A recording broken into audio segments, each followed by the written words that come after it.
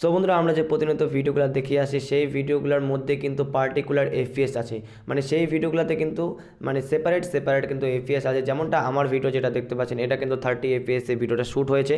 তো অনেকের video 60 FPS এ video shoot হয়।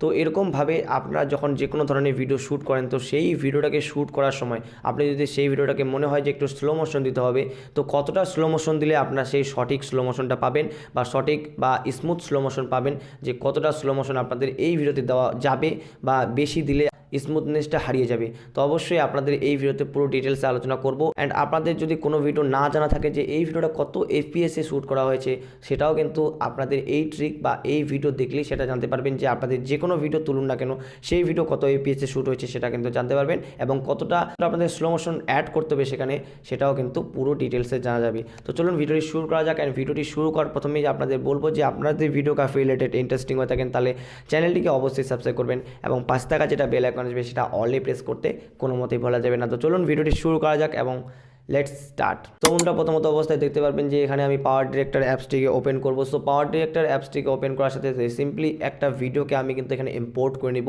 সো ইম্পোর্ট করে নেওয়ার পর সিম্পলি এখানে যেটা করতে হবে সেটা হচ্ছে আপনাদের সিম্পলি কোনো ধরনের কাজ এখানে করতে হবে না। এখানে যেটা পাওয়ার ডিরেক্টর অ্যাপসটাই আপনাদের কিন্তু লাগবে। যদি আপনাদের কাছে ডাউনলোড না থাকে তাহলে অবশ্যই আপনি কিন্তু প্লে স্টোরে গিয়ে ডাউনলোড করে নেবেন।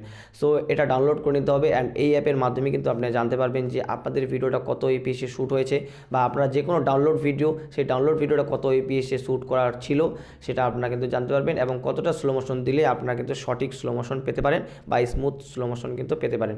সো অবশ্যই এখান থেকে একটা ভিডিও ইম্পোর্ট করে নিতে হবে। অ্যান্ড ইম্পোর্ট করে নেওয়ার পর সিম্পলি আপনারা এখান থেকে স্পিড অপশনে যাবেন। সো স্পিড অপশনে যাওয়ার পর সিম্পলি সেখানে স্লো মোশন অপশনটা দেখতে পাবেন।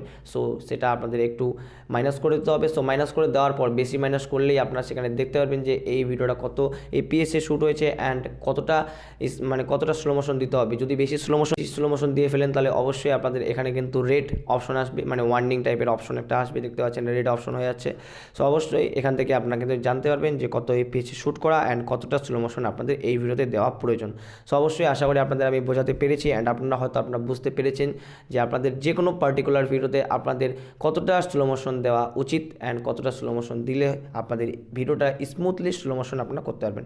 সো আজকের মতো এটুকুই, দেখা হচ্ছে পরের ভিডিওতে। অ্যান্ড আপনাদের এই ভিডিওটি আপনাদের ভালো লেগে থাকে তাহলে অবশ্যই এই ভিডিওটিকে একটি লাইক করে দেবেন, এবং এই ধরনের নিত্য নতুন ভিডিও পেতে যদি আপনাদের ভালো লাগে তাহলে অবশ্যই এই চ্যানেলটিকে সাবস্ক্রাইব করবেন, এবং পাশ থেকে যেটা বেল আইকন আসবে সেটা অলে প্রেস করবেন, যাতে নতুন ভিডিও নোটিফিকেশন সবার প্রথমে আপনাদের কাছে পৌঁছয়। So take care and by.